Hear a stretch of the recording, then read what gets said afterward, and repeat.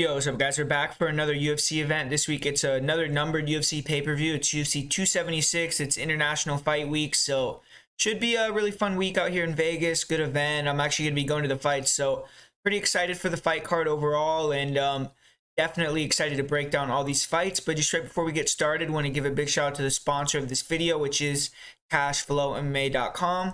They're definitely one of the best MMA handicappers around, and they got a really good website, really easy to look and figure out. If you go there right now and sign up for their package and use the code MMA Guru, you will be able to get a free trial until August 1st. So that's also another perk that you get if you use that promo code. The link will be in the description, and as you see here, they've won on 6 of their last 8 events. They're going to be looking to have another winning weekend this week with UFC 276 with PFL. So I really appreciate Cash MMA for sponsoring this video, and I really think that they're one of the best handicappers around. So definitely check out their website, check out their packages, use the promo code, and go over there and support their website. So I definitely recommend them as one of the better options for sports betting in MMA. And then I also want to give a quick shout out to Great Son. I hope I'm pronouncing that right, but I know he's been a supporter of the channel for a long time. And he was actually the winner of the competition last week. So big shout out to him. He got the prediction on a Mateos Gamrot by decision correct. And he won the $25. So definitely, the next time we do that, jump on there and maybe you could be the winner. But big shout out to him for winning this week, or last week, excuse me, and winning that prize. But yeah, just right before we get into this first fight of the night with Jessica Rose Clark and Julija Stoliarenko, just want to tell you guys, if you want to jump on the Patreon and support the channel, that really means a lot to me. You guys are all awesome, all the people on the Patreon. And currently we've won 14 weeks in a row betting wise. So we've been on a really, really awesome run so far. So everyone that's been over there getting the bets and getting the plays and things like that have really been benefited, I feel like, and been able to go on this run and win some money. So if you want to be a part of it, make sure to jump over there at patreon.com/MMA Prediction Guru. And you'll get access to the bets for UFC 276. I have a bet up already for PFL. I have a few bets already for UFC available. And then I will also potentially be giving a UAE Warriors bet, or maybe another fight card that's going down this weekend. But, as far as that goes, I definitely appreciate everyone that goes over there on the Patreon and supports. And hopefully you guys have been getting your money's worth lately, because we just been killing it. So it's been, good to see, and hopefully we can continue doing that. But coming into this fight card here with this first fight, now we got Jessica Rose Clark and Julija Stoliarenko. Kind of a low-level fight to start off the night. Jessica Rose Clark is a girl that, a lot of people are aware of now. She has a bit of a profile, and she's done all right in the UFC. She made it to the rankings at 125, and at 135 she's kind of been up and down, but she lost her last fight. She got submitted in the first round against Stephanie Egger. And, she just had a bad game plan in there. She went in there and tried to grapple with a really, really good judo player, and she paid the price for it. She got caught in the armbar, got finished. And, with this fight, I think she has a lot of advantages against Julija Stoliarenko, but it's just going to be where her head's at, how she's going to perform, because sometimes Jessica Rose Clark just goes in there and doesn't perform or doesn't fight up to her capabilities. And Julija Stoliarenko, she's someone that I believe isn't a very good fighter, but she maximizes what she has because she has great cardio, really, really tough, and she pushes the fight, she pressures.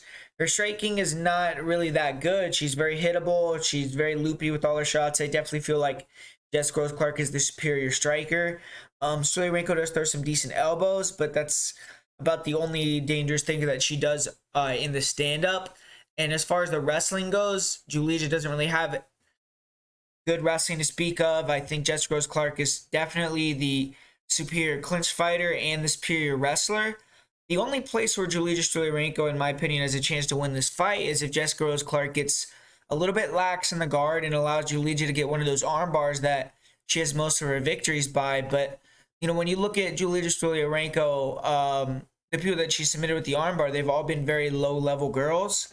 And, I'm not saying that she can't get Jessica Rose Clark tired and then submit her, but I think Jessica Rose Clark to lose this fight, that'd be a really bad look. I mean, I think she's the better athlete. She's stronger, better striker, better wrestler. she only has to worry about one thing in this fight, and if she falls victim to that, that would be, a really bad loss. So I got to go with Jessica Rose Clark here. I think she'll be able to get it done by decision. Julija is really tough, but I think that Jessica Rose Clark just has her covered in all areas. So give me Jessica Rose Clark here. Even if she gets on top, she just has to avoid being in the guard, and she'll be able to hold her down too. So it isn't as if Julija is a high level grappler either. So I just think Jessica Rose Clark should get the win in this one.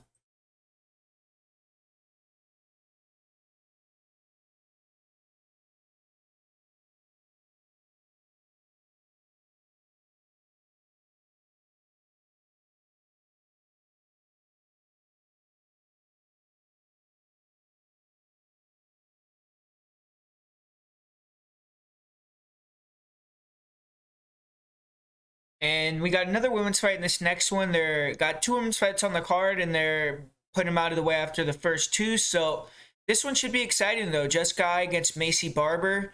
Maycee Barber, she is still on the comeback trail, I would say. She had those two losses in a row to Roxanne Modafferi, to Alexa Grasso, and she even had the fight with Miranda Maverick that wasn't a very good performance. Split decision win, very controversial. Most people felt like Barber lost, and seemed like after that a lot of people jumped off the Maycee Barber train, but she was able to get the win over Montana De La Rosa, which I felt was kind of an easy matchup, but she got back to the mauling style that she likes, grappling heavy. She bullied De La Rosa, and that's what she has to do here against Jessica Eye. Barber, so far in her career, hasn't really been able to beat a girl of Jessica Eye's caliber, though. She's still, it's only 24 years old, but eventually you have to do the damn thing or get out of the way, and this kind of seems like one of those moments for Maycee maybe. But if you look at Maycee Barber's whole career, this is a kind of different matchup for her. She has mostly fought grapplers. I mean, she fought a lot of smaller girls as well. This is going to be the only fight besides her fight with Roxanne Modafferi where she's facing a girl that had formerly fought at 135 pounds. And she has fought a couple strikers. She fought Alexa Grasso and lost that fight, got boxed up. She fought JJ Aldridge, and she struggled for a little while, and then she was able to turn the tables and finish the fight against Aldridge. And, so she did good in one, not so good in the other. Jessica Eye, she is changing it up here. She does have 3 losses in a row. 4 out of her last 5 fights are losses. So she's gone back to Ohio. She's working with their original camp for this fight, Strong Style Fight Team. And she was able to have a ton of success in that camp. She was undefeated in Bellator. She made it to the UFC. She had a, decent run in her first part of her UFC career, but eventually the wheels kind of fell off a little bit. She started to get on a losing streak, and she moved to Vegas, and she definitely, had success off of that. She was able to even get a UFC title shot after she moved to Vegas, dropped down to 125. But since that title fight, she kind of hasn't really been able to look very good. She had the one win against Viviane Araújo, who's a top fighter. That was a solid performance, but since then she hasn't been able to get the victory, and so she decided to kind of move back and see if that could reignite her once again. But 35 years old, there are some questions, starting to come up with her age, time to retire. But as of now, she's still near the top of the division, and she just lost to a girl that's in the top 10 in Jennifer Maia. This would definitely be a more pivotal loss for her, losing to up-and-comer 4 losses in a row. It may make Eye and the UFC reconsider their options. So I think definitely has to perform here and really fight well and almost win to stay relevant. She had a lot of injuries recently, and this is definitely a fight that Jessica Eye needs to win. And I do think even though Jessica Eye lost her last fight against Jennifer Maia, she looked pretty good. She was in shape. I think she, when she fought Cynthia Calvillo, she missed weight, and that's kind of a fight that I've seen quite a few people pinpoint, because you could say, okay, Calvillo spent time with alpha male. Calvillo has that kind of mauling style, not really the greatest striking, similar to Barber. But I do feel like Jessica Eye, in her more recent performances and performances when she was in shape prior to the fight with Calvillo, she did show a lot better form, and I do think she looked pretty good against Jennifer Maia. I mean, she was in shape, she looked strong, physical, she had great cardio, she was pressuring forward, her boxing looked solid. She got cut pretty bad, and that kind of changed the tide of the fight, and Maia was able to win a close second and third round. But it was a very competitive fight, and I do think in this matchup, Jessica is definitely the superior striker. She has faster, sharper hands. She does a good job pressuring, feigning, drawing out shots, pull countering. She's good in the pocket. She'll go body head. She puts combos together pretty well. She is a good point fighter. She throws high volume. And I think that people are kind of overrating Maycee Barber's last victory. I mean, if you go back and watch her fight with Marina Maverick, I feel Jessica is a higher level fighter than Marina Maverick. They both have that southpaw style in and out, and Maverick's more of a kicker.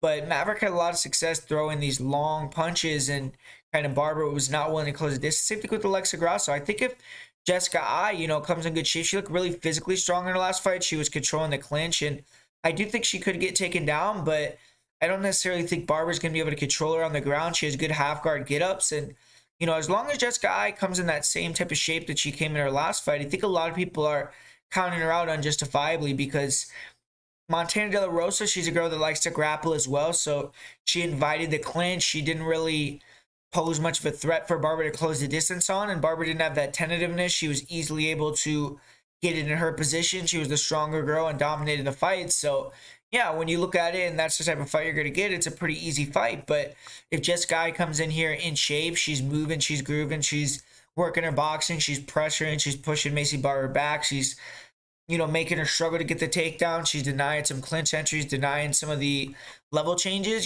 she could win the fight. And I think the line's off. I think it should be significantly closer. I mean, when you're looking at the level of competition Jessica has been competing with, this is a big step down in my opinion. I mean, most of the girls that Jessica fights had both striking and grappling, and they're both, well-rounded, good cardio. They have it all. Outside of, that one bad fight with Calvillo, I feel like she's fought a good strength of fighters at 125 especially. Like, she was able to beat Chukagian. She was able to beat Viviane Araújo. She went to a really close decision with Jennifer Maia. So these are some of the top girls in the division. If Maycee Barber can go in there and maul Jessica and make it look dominant, maybe that'll mean Jessica is done, or maybe it means Maycee Barber is finally, moving into the girl that people thought she was going to move into a few years ago. But I still feel like this line should be significantly closer. I mean, I don't really see anything to warrant Barber as an almost 3-1 favorite. So going to pick Jessica to get the victory here, and pick her to win by decision. And this next fight's another interesting one with Uriah Hall and Andre Muniz. We got Uriah Hall, who's kind of a guy that's been up and down, inconsistent in the UFC, but up until his last fight, he was, in the best form of his career. He had been on a win streak. He, worked his way into a main event against Sean Strickland, and then Sean Strickland kind of dominated their main event, really, slowed down his momentum. Uriah hasn't fought in a while. He was calling out Darren Till, trying to get a bigger fight, big name fight, and stay in the mix because, the guy is almost 38 years old at this point, so time is of the essence for him. But, unfortunately for him, he got in there, and he's going to have to go in there with someone else. The UFC hasn't given him a name fighter. They're giving him Andre Sergipano Muniz, who's a guy that's done really well so far in the UFC. I think he's either 4-0 or 5-0 in the UFC, but he doesn't have that name value. He has recently, gotten some big wins, though. He got that quick submission win over Eric Anders in his last fight. Obviously, his biggest win of his career was breaking Jacare's arm, which is, a feather in the cap of any jiu-jitsu fighter. And Andre Muniz, that's exactly what he is. He's a big guy for the weight, and he can kind of match that length that Uriah has, even though he's going to have an 1.5 inch shorter reach. Uriah's used to having a big, huge reach advantage on a lot of guys.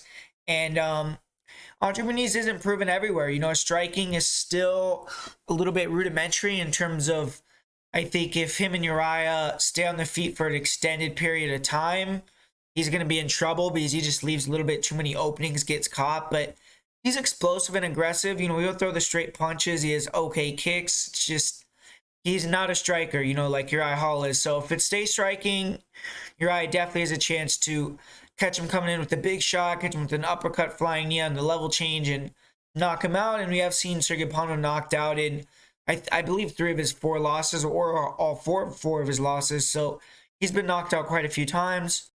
But, he has been kind of facing guys that are a little bit plotty, or guys that want to wrestle with him, like He did fight Antonio Arroyo, and that fight was his toughest fight to date in the UFC. It went to a decision, and he was able to get the takedowns, and even Arroyo took him down a couple times, and Muniz was able to use his jiu-jitsu out bottom to get the better of the position, but he couldn't finish him, and he definitely wasn't as effective getting the takedowns against Arroyo, even though he got quite a few, and Arroyo's takedown defense is just, notoriously bad. But these guys that he's been facing recently, Bartosz Fabinski, Jacare, Eric Anders, they're kind of slow-footed guys that, against Eric Anders, he level change, took him down really easily. Bartos and Jacare actually both wanted to grapple with Muniz, so, it was pretty easy to invite them into that grappling scenario, even though he did take down Jacare as well, which is pretty impressive. And Uriah Hall, he's one of these guys that's not going to grapple with him at all. He's just going to do the anti-grappling thing, and Uriah Hall, we all know about him on the feet, very fast twitch, explosive, can throw flying knees, spin kicks, has power in his hands. And Uriah's kind of one of these guys that I don't want to say he's like a faker, but he like kind of will act super hurt, like he's really hurt, like you're about to finish him, and then all of a sudden he'll hit you with some crazy shit and knock you out. So you have to be keen and aware with Uriah. You can't get, overextended or get too excited with a guy like him. And another thing about him is his wrestling, his wrestling defense has improved. I still think that his takedown defense is not the best, and I do think Sergey Pano could get him down. But Uriah is a guy that's going to be very patient on the ground, very composed, and he could lose the fight by getting controlled.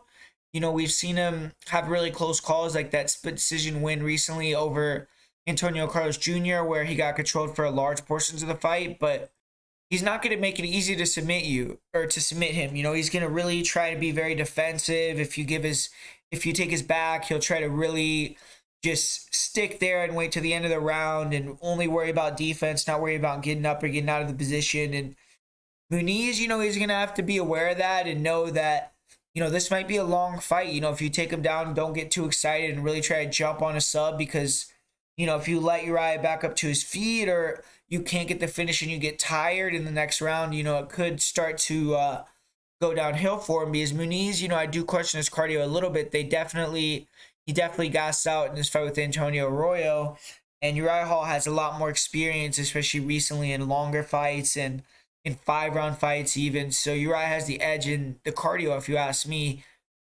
So, this fight's really going to come down to, I do think Sergey Pano is going to be able to hit the double. I do think he's going to probably be able to get to the back.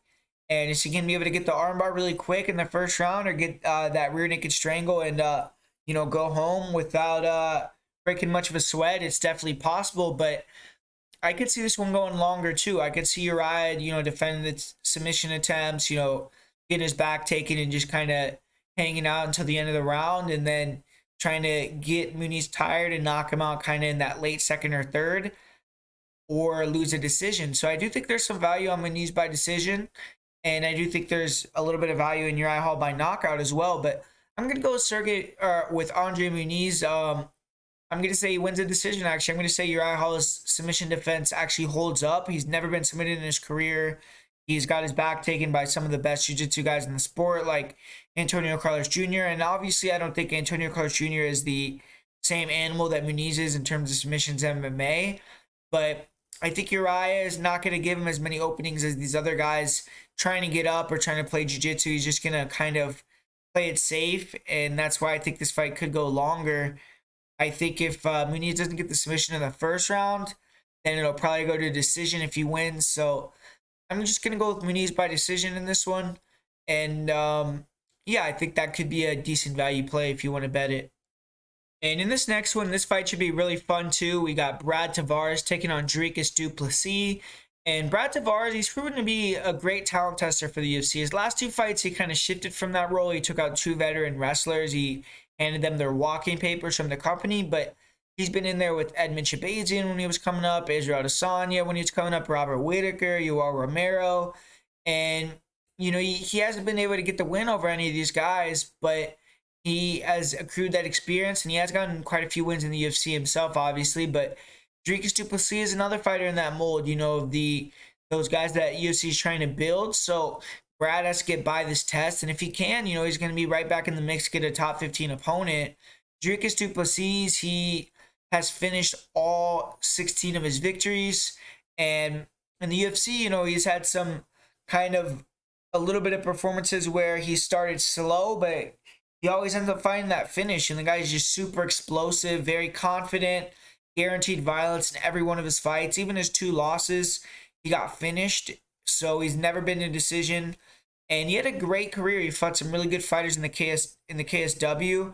But as far as the best fighter he's faced in the UFC so far, a step up in competition for him. But Du Plessis is a guy that the UFC I do think likes, because they had him matched up with Kelvin Gastelum, and they give him some high level matchups. So they do probably think that he is ready for this moment, and for good reason. I mean, I think Du Plessis is one of the most explosive fighters in the weight, and I did give him a little bit of flack in the past because technically, I mean, he does. His footwork is a little bit weird and awkward. He has like shell defense, so he exposes his body and he can kind of overextend and leave himself open for counters and make a lot of mistakes, right? But the guy, makes up for it because he has that equalizer in his hands. I mean, he's super explosive. You explode in with the left hook, explode in with that straight right hand, and if he touches you clean, he can knock you unconscious. And he also has a really slick submission game, and he has pretty good wrestling. I noticed that he could level change, get the takedowns, and he likes to jump on the neck. He has a really, really good guillotine.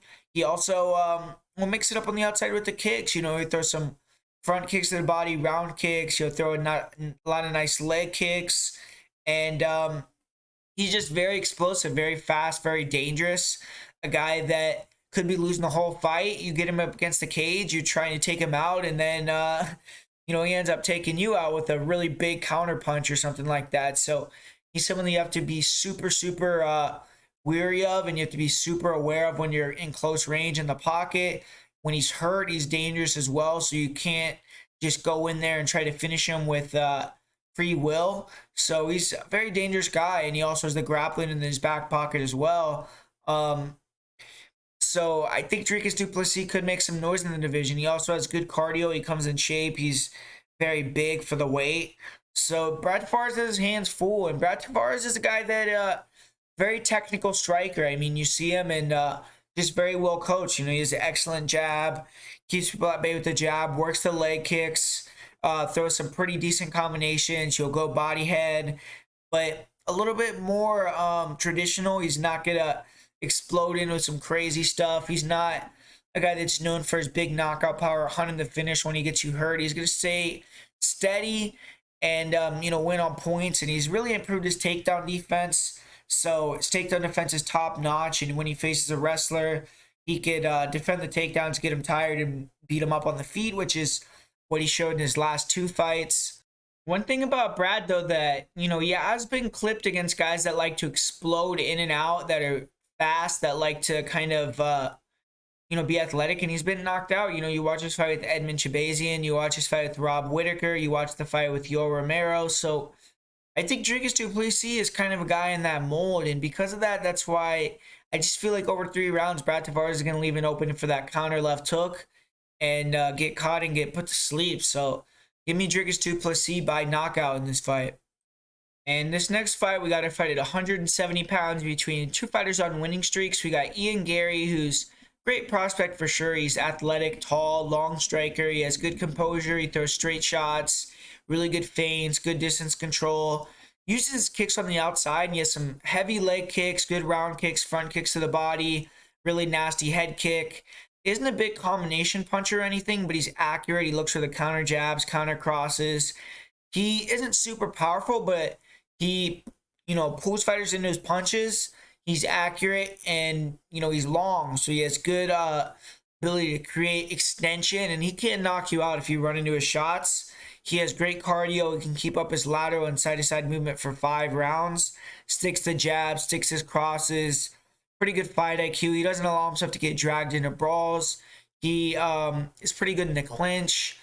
But the boxing and on the inside is where his defense is questionable. He pulls back with his chin high and definitely leaves some openings there. So I think that closing the gap and getting Ian Garry more in those boxing exchanges is where you get out success against him, as well as if you could take him down. But Ian Garry's a good grappler. His wrestling is questionable. I feel like he definitely could be grinded out by a high-level wrestler, but He's improving, I'm sure, with Sanford MMA, and he definitely can grapple. He uses his height well in the clinch, and he can hit some decent takedowns himself there. He's pretty good with his timing on his double legs, and he has okay control. His submission game is good. He'll look for front chokes. He is pretty dangerous when he could take the back, and he's gotten put in some bad positions, but he's shown he could stay calm, get out of them. And, in his fight with Jack Grant, who's a good jiu-jitsu player, he had his back taken. He got put in some arm bars, but was able to get out of all that fairly easily. In Garry's one amateur loss, he did get dominated by a judo guy. He fell into the clinch, and he wasn't quite as good controlling distance as he is now. In the clinch, his opponent was able to land some good trip takedowns, some throws. Fight was competitive because Garry made it hard to hold him down, and he was able to win the third round, but he hasn't really faced a great wrestler as a pro. He fought Darian Weeks, who was about as close as it got with him facing a wrestler. And Weeks was able to win the first round, in my opinion, with his pressure. He got in the clinch, and he was able to do fairly well there. But, Garry was able to win the second and third round when he got his distance. And, I think that the right guy could definitely give him fits along the cage, controlling him, hitting takedowns. Gabe Greene knows that. I expect Gabe Greene to try to pressure, clinch, dirty box, get it to the ground. And he has experience fighting a similar opponent with Phil Rowe. So Garry has to take Gabe Greene seriously and know that he's a big threat. Because Gabe Greene is the type of guy that could potentially take out a high prospect like Ian Garry, because he just doesn't give a fuck. He's a fighter who goes in there. He's going to try to go to war every time he's out there. In order to beat Ian Garry, you have to pressure. You have to risk getting knocked out with a big cross. And Gabe Greene has proven he's willing to do that. He's fought back-to-back opponents that have good rear crosses, speed, power. And that's good experience for what he's going to get against Ian Garry. Gabe Greene has pretty good head movement. He likes to pressure, and he could take a hell of a shot. In his last fight, he was able to recover from a gigantic punch from a super heavy hitter. But his defense is shaky. He has the head movement, but he holds his hands low. I feel like the head kicks could maybe be a factor for Ian Garry in this fight. And, sometimes he sits at range when he doesn't need to, can get hit with punches. And Greene's going to have to really pressure here, get on the inside, try to make it ugly. He's going to have to explode in with combinations, try to go body head, attack with, whatever he can to get his hands on Garry. And he can't really, I don't think he should throw a lot of kicks. Sometimes he could throw some decent kicks, but some of them are a little bit lazy, and I feel like his kicks aren't going to be too effective. He needs to weaponize his gas tank, get in a brawl. He should try to work those calf kicks because he did, do well with Phil Rowe with those, and I haven't seen Garry check calf kicks either. But the most important thing for Greene is to get Garry backed up against the cage, and if he could do that, get in the clinch, you could start to put the pace on him and break him.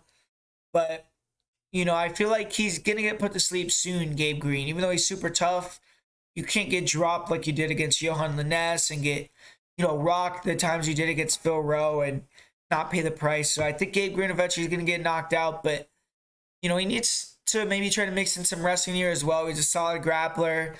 He has good scrambling ability. Even though his wrestling isn't the best, he could create scrambles when he's taken down and end up on top. And he will look for some body locks against the cage. And once he starts to feel fighters break, he tends to pressure them, and they try to take him down, and that's when he can get on top and try to finish. Most of his finishes do come on the ground, and, he has an incredible will to win. He's always in the fight. He has one of the best gas tanks in the division. So Gabe Greene is a good fighter, but ultimately I like this fight for Ian Garry. I think his footwork, his movement, his length are going to be key factors in this fight. Greene's a pressure fighter, but he has a tendency to get clipped quite a bit close in the distance. He doesn't cut the cage off the best. Sometimes he could stick on the outside too much, and I feel as if Phil Rowe was a bit more composed, he could have won with his striking and footwork, but he wore down the stretch and got hit more, forced the grappling, and that was his ultimate downfall.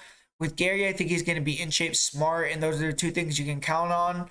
I think he's going to use his footwork, jab, the straight right hand, a couple takedowns maybe even, and take a comprehensive decision.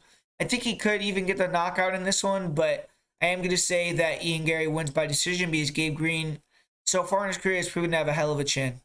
And in this next one, we got a rematch of a fight that happened a long time ago with Donald Cerrone taking on Jim Miller. Both these guys are legends of the sport, and they're running it back here. It should be a fun fight. Obviously, Donald, man, recently he's had some bad luck. He had that fight with Joe Lozon scheduled twice. Once he had to pull out due to a virus. Next time, Joe Lozon had to pull out due to like a freak knee injury or something like that ended up coming back, and he could have fought. I don't know. It was kind of a weird situation, but yeah, now Donald Cerrone's jumping back. He's going to fight Jim Miller here. And the one thing that, a lot of people are pinpointing, and, I am a little bit worried about as well, is that he has 2 recent weight cuts to 155, which has always been hard for Cowboy. He looked pretty frail and drawn out on the scale. So coming back fighting at 170 a couple weeks later, hopefully he's good to go. But, the one thing that I don't really take too much in, I don't really hold too much in account for that, because honestly I was going to pick him to win versus Joe Lozon in the second time. So why would I hold it to account this time if I was thinking that way? Because obviously now he's not even going to cut any weight for this fight. He's just going to walk out there and fight. So he's had like 3 weeks to recover, 2 weeks to recover from that weight cut. Isn't like he's going to have to do another weight cut. So he should be good to go. He should be, as good as possible.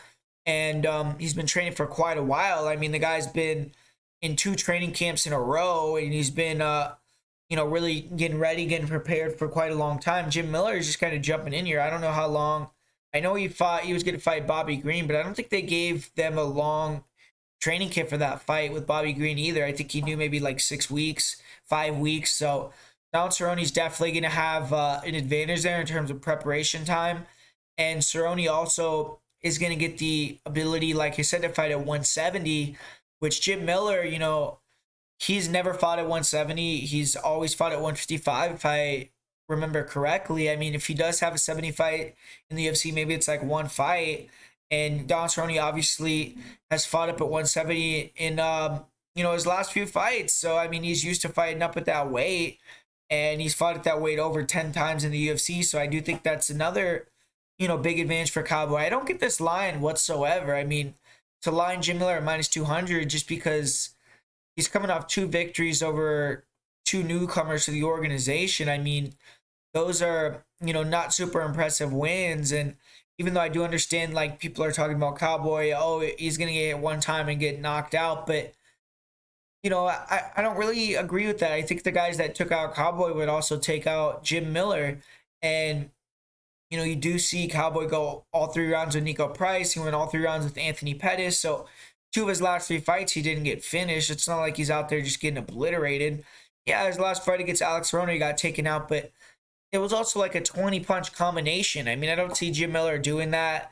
Jim Miller doesn't really unload the clip to get the finish in the stand-up like that unless, he's going to fight totally different than he has in his last almost 30 fights with the organization or more, so, or way more than that for him. But yeah, like, I don't think he's going to come out there and just go to war, like throwing heat and pressure and like crazy. He doesn't have the gas tank to do that. So when you look at the first fight, I don't really know what's so much different from that fight to this fight. Sure, Cowboy's gotten worse. He's taking more damage, but so is Jim Miller. And when you watch the first fight, Jim Miller had some success really early on. Like, he landed a big left cross. He was able to get a couple takedowns, but had no top control. Donald Cerrone was able to pop back up super quickly. And, the one thing that Jim Miller has struggled with this whole career is guys that are long that can throw shots down the middle. Look at all these guys that have finished him in his career, like Nate Diaz, Dan Hooker, Donald Cerrone, Bronx Oliveira, Chiesa. All the guys that finished Jim Miller are long guys. They got long arms, long limbs, or they're tall. Donald Cerrone, if you watch that first fight, once he started getting the range, Jim Miller had nothing for him. He couldn't get inside. Donald was busting him up with those knees to the body, the front kicks to the body. And he actually finished him twice in the fight. He really started breaking him down to the body with the front kicks and the knees. And eventually he landed a liver shot, hurt Jim Miller. Dan Miragliotta thought it was a nut shot, so he stopped the fight. And then they had to really quickly restarted because they realized what happened. And then Don Cerrone a couple minutes later landed that head kick and took him out. So, I honestly see the fight playing out in similar fashion. Jim Miller is one of these guys that most of his finishes are submissions, and he is a fast starter. He goes out there and either gets the finish in the first round or tends to not be able to get the victory. And yeah, in his last couple fights, he's gotten second round knockouts. But once again, look at the caliber of competition, look at the experience that he has over those guys, and you can kind of see why, in my opinion.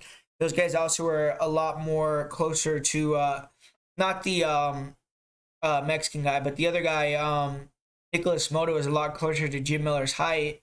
And Miller's also getting rocked and wobbled in those fights himself. So, honestly, I don't really get the big love for Miller in this one. I mean, I think that he has a first round or bust type of guy. If he goes out there and blitzes down in the first round and gets that knockout, more power to him. He's going to get the win. But I think that Donald is a lot more durable than people think. When he tends to get finished, like, it's not like people are throwing one punch and knocking Cowboy unconscious. Like, that's what I see. Some people say, oh, you get hit once, he's going to go down. Like, no, I mean, you look at it like most of the time when he gets finished, even though it'll be early in the fight, it's like long, extended combinations or like 10, 12 shots. Like, I don't see Jim Miller unloading the clip like that to go for the finish. And I don't see him getting a submission. I think that's very unlikely. I think 170 is a huge, huge factor that favors Donald too, because I think that Jim will slow down even faster. And I think Donald's going to be way bigger. So I think Donald's just going to beat him up and knock him out, man. I think he's going to knock him out with either a head kick or body shot and win this fight. So, I'm going against the grain on this one. I see everyone, it seems like, is all over Jim Miller. So, yeah, I got Cowboy Cerrone by finish in this one, and pretty confident, honestly. And with this next one, this should be another sick fight. We got Brad Riddell taking on Jalin Turner, two of the better strikers in the weight class. And, I mean, the only thing you got to talk about with Jalin Turner right away, I mean, it's just the incredible size advantage he has over these guys. I mean, look at that, 5'7" to 6'3". The reach is a little bit closer, but, that's just a crazy advantage. And Brad Riddell is one of these guys that likes to counterpunch, wait for fighters to come into the pocket where he could trade. And I just kind of feel like this is a bad matchup for Brad. I think that he's going to let Jalin control the center of the fight, control the center of the cage and kind of boss the fight where it wants to go. With Jalin Turner, you need to pressure him and really get inside and try to, use a high guard and, get in that pocket and exchange, land that left hook. Because when Jalen's in the pocket, he does leave some openings, and he is hittable, and he's been knocked out a few times in his career. So his chin is one of the things that not necessarily has the best, and also the wrestling. So if you could take him down, that's another thing that Jalin Turner really struggles with is his wrestling. But he has a good jiu-jitsu game, and he's improved with his get-ups. He's improved with his submission game off his back, the sweeps, and that's a big factor, I think, in this fight. Because Brad Riddell is a decent wrestler, but I don't think he's going to have success grappling with Turner. I think if he does get a takedown or two, Turner will be able to use a submission or reverse or get back up to his feet. And I think in the stand-up, he's just going to be a little bit too much, too fast, too aggressive for Riddell. I think he's going to be striking him from the outside. Riddell's not going to be able to land the counters that he wants because Jalen's not going to be in the pocket with them. And I just think Jalen's going to beat him up in this one. So, honestly, I mean, the one thing about Riddell, though, is he is really tough. Like, his last fight, he did get knocked out, but it was with the spinning wheel kick.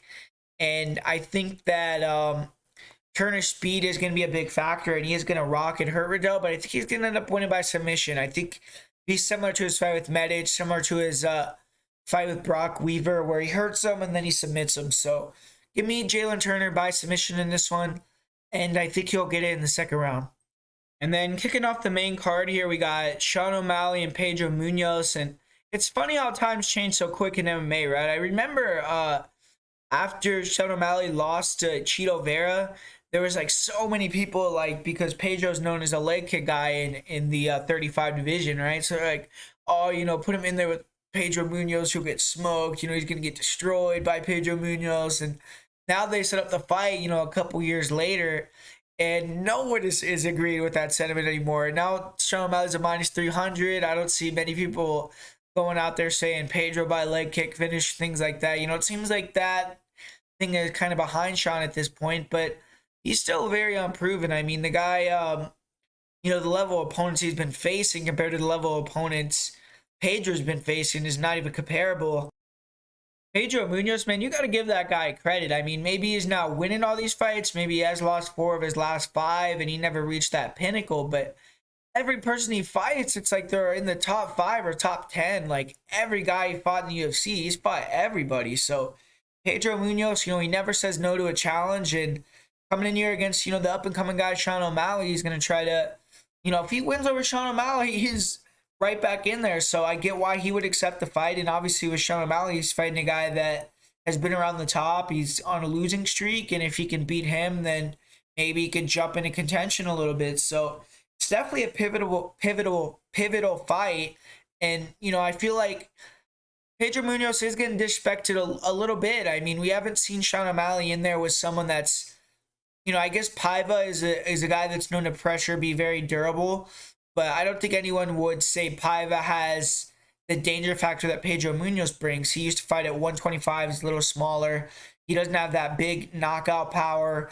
He doesn't have the kicking power. I would say Pedro's one of the, you know, heaviest kickers in the weight, you know, with his leg kicks, with his front kicks to the body. He might not be the best kicker or, you know, be able to get his kicks off as good as other people because of his height and things like that. But when he does land the leg kicks, when he does land the front kicks to the body, he could take you out with those. So he's definitely one of the heaviest kickers in the weight, I feel like, and the heaviest punchers with the hands. So he's a brawler, super durable. And Pedro, you know, he also has elite jiu-jitsu, probably some of the best jiu-jitsu in the weight. You know, he has that guillotine when he hurts you. If you expose something in the jiu-jitsu realm when he hurts you, like your neck, you know, he's going to bring it home with him. So he's not really an active wrestler, but he makes it where guys don't want to take him down, and he already has really good takedown defense. So he makes guys keep it on the feet where he likes to pressure them, get them tired, and he can take their shots. And then once he gets them to sit in the pocket, you know, brawl with them, then he can take them out, and it's like a cumulative damage. He, you know, maybe is getting boxed up for a round and a half, but he lands 3-4 calf kicks, and then all of a sudden his opponent isn't quite as fast in the middle of that second round, and he starts, you know, beating him up to the body too with the front kicks, then landing the overhands and the big hooks. And ultimately, you know, all of a sudden Pedro Munhoz is taking their neck home with him, or taking the knockout win. And he's gotten some big scalps, man. I mean, he did get the win over Rob Font. He's gotten some wins over big name fighters. And just in his last fight, like, he went in there and got a knockdown on Dominic Cruz, arguably, or, you know, in my opinion, the best bantamweight of all time, and he dropped him in the first round and took that round. So Pedro is very dangerous. You know, you cannot sleep on a guy like Pedro Munhoz, but this is a tough matchup in my opinion, because the thing with Pedro is he struggles with speed, with guys that are fast, that can kind of stick and move around him, not brawl with him, not let him get in that kicking range, and you know, just touch him and not let him, you know, ever get started, really. And Sean O'Malley, you know, has that factor. You know, he's 5'11", 72-inch reach, very fast. He is going to be sharp, touching on the outside. And the one thing with Pedro that you need to do is keep the volume high, keep him defensive so he can't be offensive, because he's always pressuring forward. He doesn't have feints and things like that, really. So he has to respect the shots coming back at him. He can't just walk right into punches. So if fighters keep the volume really high, can throw like 4, 5, 6 shots, then move 4, 5, 6 and move, then you know, they can kind of just get ahead and win a decision on Pedro. And that's how he's lost a lot of his fights. But you have to have the cardio and be in shape and be ready to, you know, take some damage to do that. You know, we even saw the champ Aljamain Sterling, who I feel like, you know, he isn't even close to the level of O'Malley on his feet, like with the sharpness that he has, but he had a similar game plan where he was throwing high volume, throwing a lot of kicks, keeping it on the outside, throwing combinations, and kind of just touching Pedro a lot, so Pedro couldn't, you know, load up and throw his big punches with power. But by the third round, you started to see Aljamain starting to kind of start to fall apart, get tired, and Pedro started to beat him up. So Sean, you know, he has to come in here with a great gas tank, stay sharp for 3 rounds, and just know that, you know, it's not going to be easy to finish this guy. This guy's taking some of the biggest shots, you know, that you've ever could take at bantamweight in the UFC, and he's been able to stay up to him. So O'Malley has to know that, and I feel like he's already proven that when he fought Chris Moutinho. I'm not saying that Chris Moutinho is even close to the caliber of fighter that Pedro Munhoz is, but he proved that he could let off a lot of fucking volume and not get tired and keep it up and not slow down. So I think that's a good indication that he's going to be able to do that in this fight.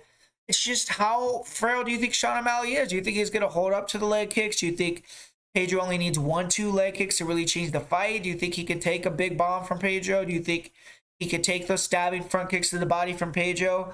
That's the question, and that's what makes this fight more interesting for me than I believe that other people are making. And I think other people are kind of penciling it in as a clear victory for Sean. And ultimately, I am going to pick O'Malley by decision, and I think he'll make it look easy. But I just think there are questions before the fight that Sean is going to have to prove during the fight, and we're going to see if he could do it. I do think he looks like he's worked on the strength conditioning, gotten stronger, and his body's going to need to be stronger and hold up to the damage that it's going to take here against Pedro Munhoz. So unless he can become the first guy to crack that chin of Pedro, eventually all these guys are going to get knocked out. Maybe Pedro's taking enough damage where Sean's going to land a big shot in the first round and take him out and, make it look super easy. But I think that Pedro's proven the guy is not going to get out of there easily at all. And I'll pick Sean O'Malley by decision. And this next one, man, I mean, this fight should be fucking sick. I'm excited for this one. If you're an MMA fan, you're not excited for this fight, I don't really know what to say. I mean, MMA gods kind of helped us out on this one too. They kind of saw, Miesha Tate, Lauren Murphy. They're on the main card over Robbie Lawler and Bryan Barberena, and they couldn't let that happen. So, Lauren Murphy, Miesha Tate got taken off the card. They're on the main card now, and everything's right in the world, right? So we got Robbie Lawler taking on Bryan Barberena. And fuck, man, I mean, what can I say about this fight? I saw, like, I'm going to go off on a little tangent here, but, like, with Robbie's last fight with Nick Diaz, I saw everyone's, like, shit all over that fight. But, man, I mean, I went back and rewatched it. Like, it was not a bad fight, man. You watched the first round, you watched the second round. It was fun to watch. I mean, Nick Diaz actually looked decent in the fight. I think the ending, obviously, where he got dropped and didn't want to return to his feet, that sullied the whole fight for everybody. That's all people remember. And obviously, it wasn't like Nick was prime Nick in great shape, but that you go back and watch the fight, it's like it wasn't a bad fight from either guy. And I felt like Robbie Lawler looked great. I mean, he took probably a lot more shots than he should have, and that's been an issue for him recently, just not pulling the trigger, being too defensive. But he threw a lot of punches too. He came in great shape, you could tell. And, he threw a lot of body shots, which I feel like are going to be the difference maker for him in this fight if he is to win. But he's taking on a guy that is actually kind of similar to Nick Diaz in style, kind of that punches and bunches, brawling, boxing type of style. And it's someone that I think is someone that doesn't get enough credit. Bryan Barberena is been in there with some of the best fighters in the world, and he's giving them hell. He went in there with Leon Edwards and got a knockdown on Leon Edwards. He was able to have a Fight of the Year contender or I believe Fight of the Year winner with Vicente Luque. So he's, proven himself tenfold. His last fight, he, added the biggest win of his career. He got a victory over a legend in Matt Brown. And now he's looking to kind of get an even bigger win, beat a former UFC champion with Robbie Lawler. So, and it's good to see Bryan Barberena come back and get into these positions and get these opportunities, because he had that, run for a while, where he was known as a really fun action fighter. He fought Luque and then lost to Randy Brown. And I believe I don't remember exactly what it was, but he had some sort of issue outside the cage where he couldn't fight for quite a while. He gained a lot of weight, and he came back. He fought Anthony Ivy. He fought Jason Witt, and you could just see, Bryan Barberena wasn't really that Bryan Barberena that we remembered. He lost to Jason Witt, and, he was able to rebound and get the win over Darian Weeks, and then they gave him Matt Brown, and, I actually thought Matt Brown was going to get the knockout win in that one. I didn't think that Barberena had looked really good, but he came back and he looked good in that fight. I feel like he came back to his original style, and he got taken down quite a few times, but he was able to brawl with Matt Brown, took his power, and ended up getting the better of the stand-up, which led to him winning the close decision with Matt Brown.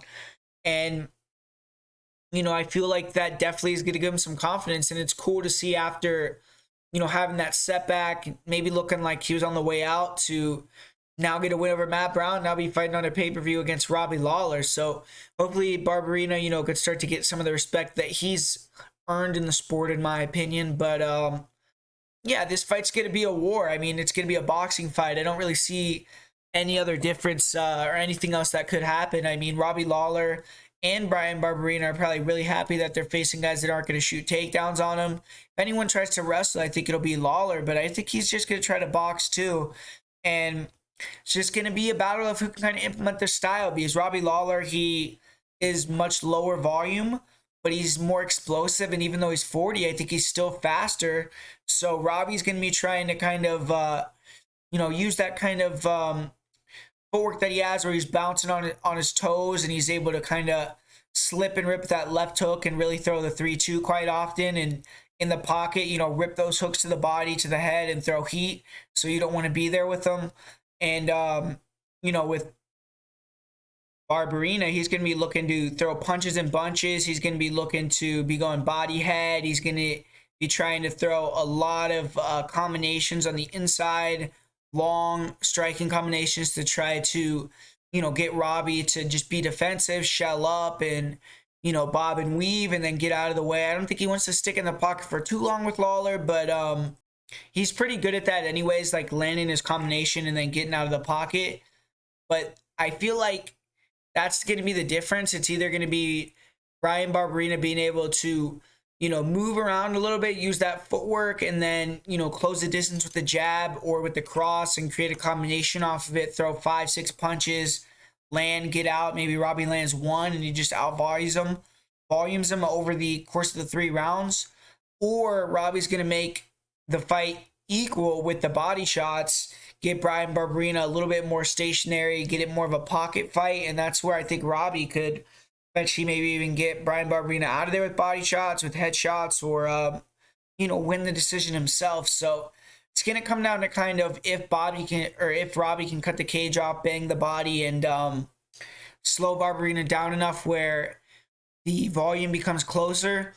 But I feel like Barberena is just going to be able to out-volume him here. I think he's going to be a little bit too sharp. Like I said, Nick Diaz versus Robbie, you watch his last fight, he lost the first round. In the second round, he was losing until like 1 minute left. And that was just because Nick was able to move a little bit, used a little footwork and then throw combinations. And he was just keeping Robbie too defensive, landing more than Robbie was landing, and then getting out. And Robbie was able to break him down with the body shots and eventually, broke him in the fight. And that's what he's going to have to do with Barberena. But I think Barberena obviously has been fighting more recently. He's going to come in a little bit better shape. He's going to be a little bit fresher, younger, more hungry. And I think he's going to be able to survive some of the big body shots, big punches from Robbie, out-volume him, and win the decision.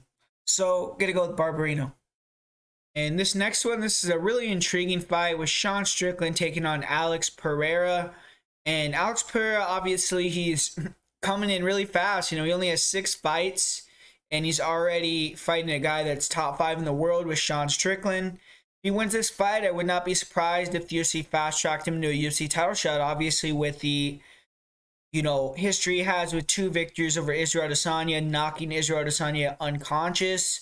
That's obviously a big seller when you're trying to move into a title fight. And if he can get a UFC title shot with only 7 fights as a pro and win the belt, I don't know if he'll be the guy with the least amount of fights that's ever won a UFC title, but if he isn't, he's probably one of them. So Alex Pereira, he's definitely one of the most powerful punchers in the history of combat sports. He has that one-punch knockout power on par. Obviously not on par, but in his weight class with the likes of guys like Francis Ngannou, Rumble Johnson, he has that type of one-shot power, and he's extremely long, rangy. He has the longest reach in the middleweight division outside of Israel Adesanya with 80 inches. Or I believe he might even have a longer reach than Israel. I'm not positive. But and his length and speed are the biggest reason he's successful. He only has 6 MMA fights, obviously, but he's known for being one of the best kickboxers of all time. And obviously with that type of pedigree, you would expect to see an extremely polished technical striker. But Pereira really isn't that. He throws sharp techniques, but he relies more on his power. He doesn't throw a ton of combinations. He allows fighters to back him up and then shell up and not show the best defense because he wants to almost invite the shot so he can land the counter shot. And he can get clipped at times due to that and get behind on the numbers. In MMA, with the smaller gloves, it's a little bit more dangerous to have that type of game plan as well. And he has been fighting fighters that are very advanced in the striking, and they get too excited, they leave openings, and Pereira can land his trademark left hook or straight right hand and shut the lights off. He's extremely fast, precise, so when he lands on top of having power, it comes fast and accurate. And on the inside, he's dangerous as well. Short uppercuts, body shots, really slows guys down with his knees. And he's a great athlete. He has fast kicks. He has really fast hands, flying knees. So just very dangerous. And most of these strikers in MMA are just not defensively responsible enough to stick on the feet for a long time against a guy with power like Pereira that finds those counter shots. Even though you could be having success against him, landing strikes and, being able to, maybe back him up a little bit, he's probably going to be able to find that counter and knock you out at some point. He's shown a hell of a chin. And in his one loss, he took some massive shots and he got rocked. And that was after his opponent took some bombs. I mean, that was a crazy fight. It's on my channel. And yeah, that guy had a crazy chin because he went to brawl mode with Pereira, and he ended up getting the better of it, breaking Pereira on the feet and submitted him. But Pereira in his last fight fought a heavy hitter in Bruno Silva, who tested his chin, and Pereira held up, and Pereira ended up breaking him on the feet too and winning the decision. He didn't finish him, but hurt him pretty bad a couple times in the fight. And Pereira does have 4 knockouts in his 5 MMA victories. His grappling is still not that great. I mean, in the clinch, he can be controlled. He does have great knees. The wrestling is definitely where he needs work. He can be taken down pretty easily. His height does help him a little bit in, having decent balance as well, just defending takedowns that way, especially against the cage. But I think if Strickland goes for a wrestling game plan, he's going to be able to take him down pretty easily. Pereira has improved with staying calm when he gets taken down, working back up to his feet. I've seen him in past fights, like he'll get too aggressive with submissions off his back and give up really bad positions. And he's yet to face a high-level grappler in MMA, though, so that's something that's still to be determined in terms of him being able to compete on the ground. But I do think he's gotten better at being calm, composed, and just defending submissions. In his fight with Andreas Michailidis, he got taken down. He got put in some bad positions, but eventually survived and landed that flying knee in round 2 and knocked him out. Bruno Silva also took him down a couple times, but couldn't hold him down. But I do think that Sean could definitely take advantage of the fact that Pereira exposes his back to stand up and have a lot more success controlling on the ground. He's more composed and a better grappler than the 2 fighters that Pereira's previously fought. This is a huge step up in competition, so who knows how Strickland will play, though, this fight, because potentially he could get stubborn and want to show that he could beat Pereira at his own style, because usually Strickland's a stand-up fighter too. So if he keeps it standing, obviously Pereira will love that, but it's just going to come down to how Strickland plays it. Strickland is a great fighter, though. In this fight, he's going to have to pressure, be the fighter going forward, and he proved that against Uriah Hall. He knows that he has to do that against this type of opponent. He's a good pressure fighter, and he has one of the best jabs in the business. His boxing is very solid. He could stick fights with the jab, create combinations off that. Good short hooks. He'll throw a lot of volume, but he does leave vulnerabilities, I feel like, on the feet. He doesn't check leg kicks, and he doesn't, sometimes I feel as if he could get clipped with counters. It's just that he's good at slipping and ripping, but against a guy that's very explosive, long, he did get caught with, a spinning back kick to the head against Eliseo dos Santos, who's another guy that's kind of an explosive kicker, striker. And but Strickland, man, I mean, the guy has a hell of a chin. That's the only time he's ever been knocked out was with that spinning wheel kick, and it kind of hit him to the back of the head. He couldn't recover. But he has great cardio, so if he gets hurt, he can usually recover and end up back in the fight. He throws a lot of volume, and he's obviously crazy. He's good in the pocket, and that's where he wants to be, slipping and ripping, coming off combos in this fight. Because if he sticks on the outside, I think he's going to be toast. And he's a strong grappler. I mean, he does not show very much, but in this fight, if he gets clipped, I think he may resort to his wrestling, and he has decent double legs and good clinch takedowns. On top, he's underrated with his ground and pound, with his control. In this fight, I think he has to pressure, back Pereira up, force him to brawl, then level change, force a lot of clinch exchanges, get some takedowns, and he'll have a huge advantage on the ground. If Pereira gives his back, I definitely think that Strickland has a high likelihood of getting the finish. And Strickland's gonna, if he wants to win the title, have to fight to the smartest path to victory. So I think that he has to put his ego aside and use his grappling here. And I have to go Strickland in this fight. I think he's going to be able to have more success in the stand than people expect. He has the chin to take a shot or two. When he feels the power, though, I see him go into the clinch, eventually get into the fight to the ground. And I see Pereira giving up his back and get submitted by rear naked choke. Strickland has great cardio experience and needs to push the pace, make this the MMA fight, use all the experience he has accrued throughout his career. And I'm going to pick Strickland by second round submission here. And now we got the trilogy. We got the third fight between Alexander the Great Volkanovski and Max Blessed Holloway. And man, I mean, usually we don't get these trilogies when there's 2-0 to one side, with Alexander Volkanovski winning both fights. But that second fight, obviously, a lot of people feel like Max Holloway should have got his hand raised that night. So that's why we're seeing this third fight, along with him just being the biggest name in the division by far and probably being the second best fighter in the division. So it's hard to deny him for so long. But since their fight, Alex has gotten 2 more title defenses. He defended the title against Brian Ortega. Then he defended the title against Korean Zombie. Max Holloway, he came back and got 2 really nice victories. He got a dominant victory over Calvin Kattar, where arguably one of the best performances in UFC history.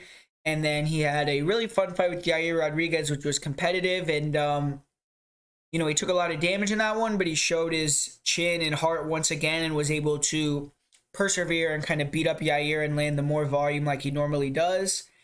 But you look at it, he definitely had the tougher fights in terms of taking damage. I feel like his fight with Calvin was pretty flawless, but he took a lot of damage in the fight with Yair. And Volkanovski had a fun fight with Ortega where he was in some trouble, but it was more submission danger. He never really took a ton of shots and things like that. So, Max is the guy that usually is the person that gets hit a lot and takes it, but even more damage coming into this fight with Volkanovski. So that is something you have to kind of think about. But ultimately, I mean, you look at the second fight, and that's what makes Max Holloway one of the best of all time, because he adjusted in those first 2 rounds and he was, clearly winning the fight. He had the game plan to victory.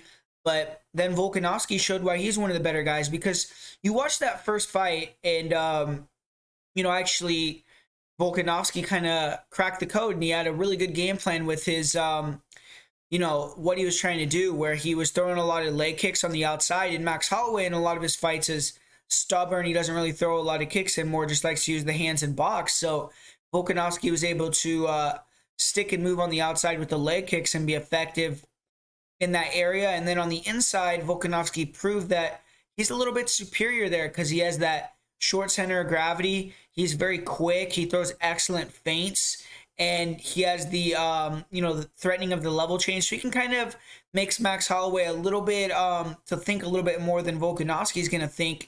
And he also is quicker. He's a little bit faster. So on the inside, he could land and then not get hit with the counters, get in, get out on Max Holloway, get numbers, work the leg kicks on the outside, and that was how he was able to win the first fight pretty comprehensively. But then you go back, you see the second fight, and Max Holloway made the adjustment to not be so static, flat-footed, not be so invested in making the fight a boxing fight, and use your range, use your superior height.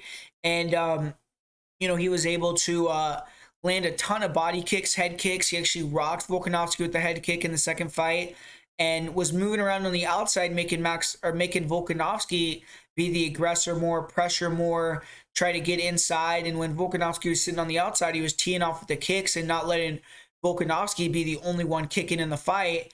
But you saw in the third round, Volkanovski found the key and the difference in the fight, where he was able to start mixing in the wrestling, getting the takedowns. And once he started to do that, you saw Max Holloway, even though he didn't get tired, like gassed out, he slowed down enough where he wasn't moving like he was earlier in the fight. And that was when Volkanovski started to get, more into the striking, because they started to become more in boxing range. And that's where Volkanovski and use the feints, the quickness, and Volkanovski was still mixing in the takedowns in the 4th and the 5th round, and he started to become more successful with controlling. He wasn't really ever getting any dominant positions or holding Max Holloway down, but he was getting more and more control time off the takedown attempts. He was actually getting him to the ground and having Max Holloway have to get back up to his feet, and he won those last 2 rounds pretty decisively. So, with this fight, I think both guys know, I think Max Holloway knows that if he wins this fight, he has to fight a totally different game plan than what he usually fights, which is that pressure, throw a lot of volume, want to box, and,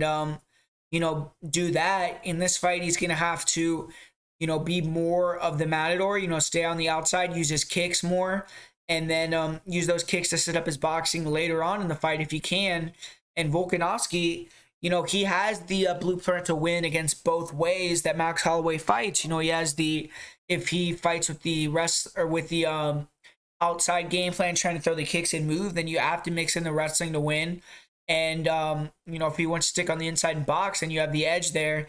So I think Volkanovski, once again, has the more path to victory, but it's just going to come down to if Max Holloway, can come in with a little bit better takedown defense or denial of the entries and knowledge of when Volkanovski is going to level change so he can get out of the way.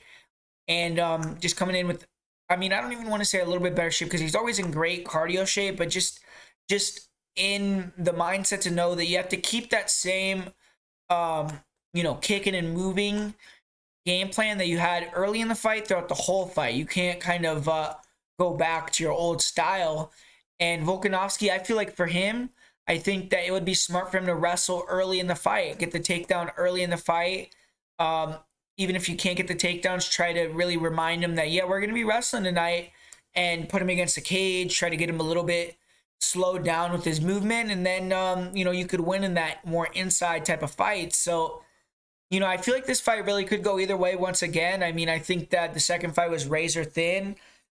Holloway kind of figured out how he could compete and get the better of it in the stand-up, and if he can do that for 3 rounds, then he's going to be able to win, or maybe he'll even be able to land a head kick or a big shot that even puts Volkanovski out. Volkanovski, he keeps talking about winning knockout Max. I don't really see that happening.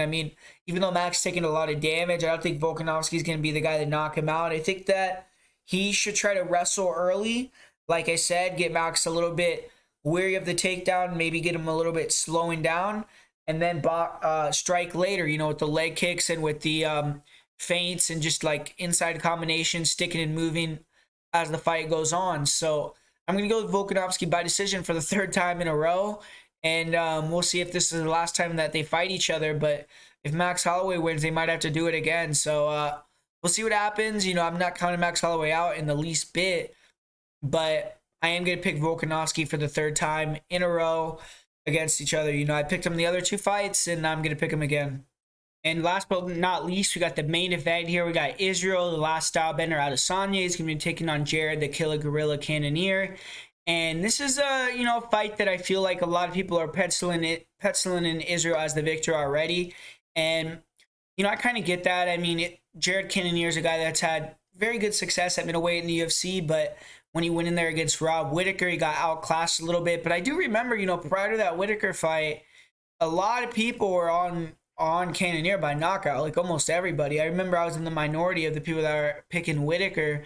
So, I think that dropped his stock quite a bit because after that, he was able to rebound and get the win over Kelvin and Derek Brunson. But I don't think people are seeing him as that same type of threat that they did potentially if he were been able to beat Robert Whittaker and fight Israel Adesanya after that. So Israel Adesanya is quite a big favorite, and he's coming in off that win over Robert Whittaker, where I thought that was a very close fight. I actually scored it for Whittaker, but they gave Israel Adesanya the victory in the fight, and you could have given it to him 3-2, 4-1 even, or you could have given it to Rob. It was a really close fight that could have went either way. The rounds are a little bit debatable, like swing rounds. So Israel, he's developed the style to win decisions and continue to keep the belt, which is kind of what a lot of these long-standing champions do, where you see Anderson Silva, he came with a similar game plan that Israel has, the run around on the outside. Basically, Israel likes to do a lot of, running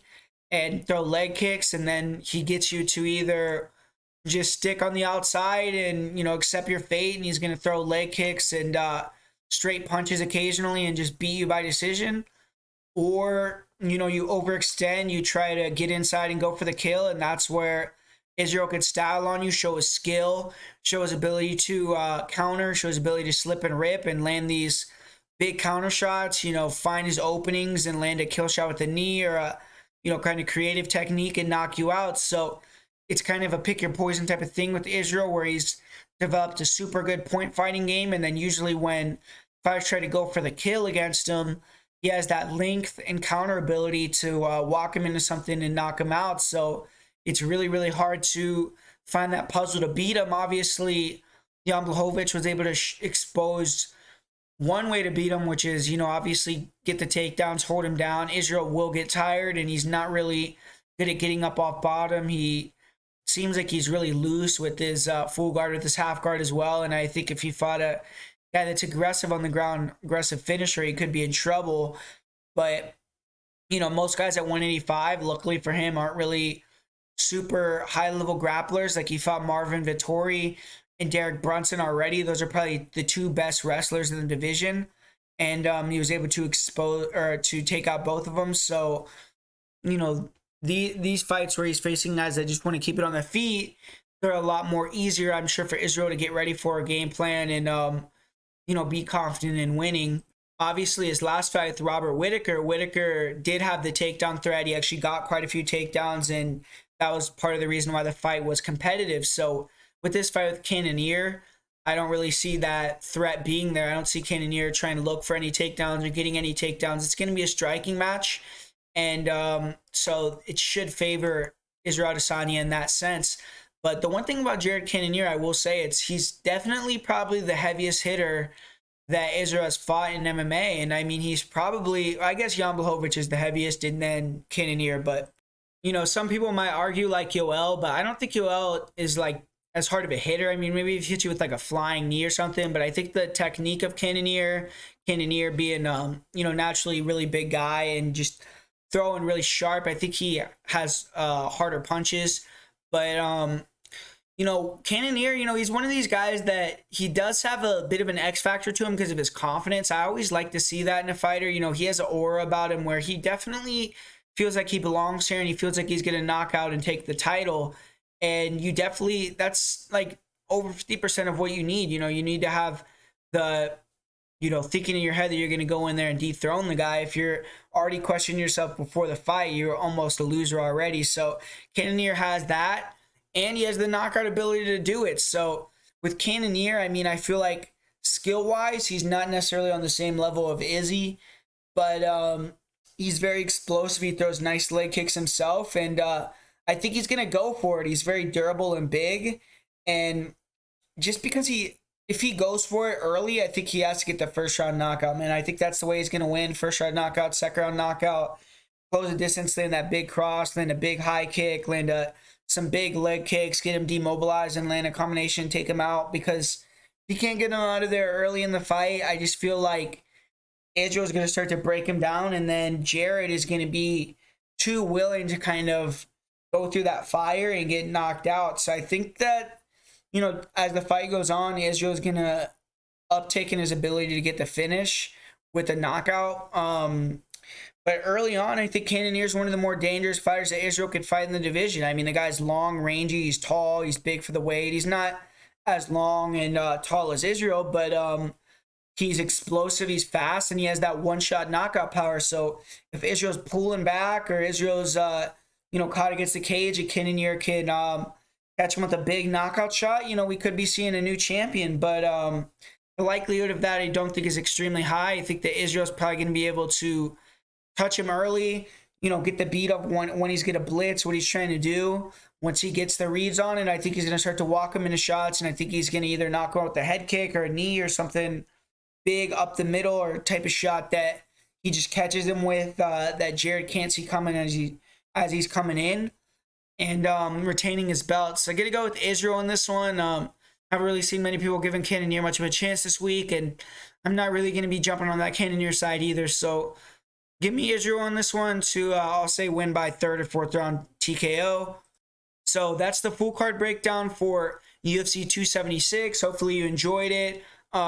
Hit me up if you're going to be down here for International Fight Week or anything, you know, and you want to, you know, you're going to the fights or something, you want to get together, maybe we can meet each other real quick. So let me know. But yeah, man, gonna be going to the fights. I'm pretty excited for them. So let me know down below. I mean, what's the fight you're most looking forward to? Which fights you're betting on? Curious to see what type of action you guys have, who you guys have winning in these title fights. Does anyone think Max Holloway is gonna get the belt back this time? You know, that's something that I, you know, kind of thought about going with, but ended up not doing it. And yeah, so that's kind of what I got for this card. Instead of a parlay of the week, I'm just going to do a play of the week, and it's going to be on Donald Cerrone. And for my most confident pick, I'm going to go with Israel Adesanya. So thanks for watching, guys. Make sure to hit that like button, hit the subscribe button if you're not subscribed. Do breakdowns every single week for UFC cards. And yeah, man, on the Patreon, like I said at the beginning of the video, 14 consecutive weeks of winning on our bets. So just been crushing it over there, and definitely recommend anyone that's not part of the Patreon to go over there and, you know, get in there so you can get some of these great bets going on. I already got quite a few bets for UFC, and I have some bets for PFL already, and I'm going to be looking at a couple more. So definitely urge you guys to go check that out if you haven't been on the Patreon yet. And besides that, guys, I'll be back next week. Thanks for watching, and let's have fun watching UFC 276.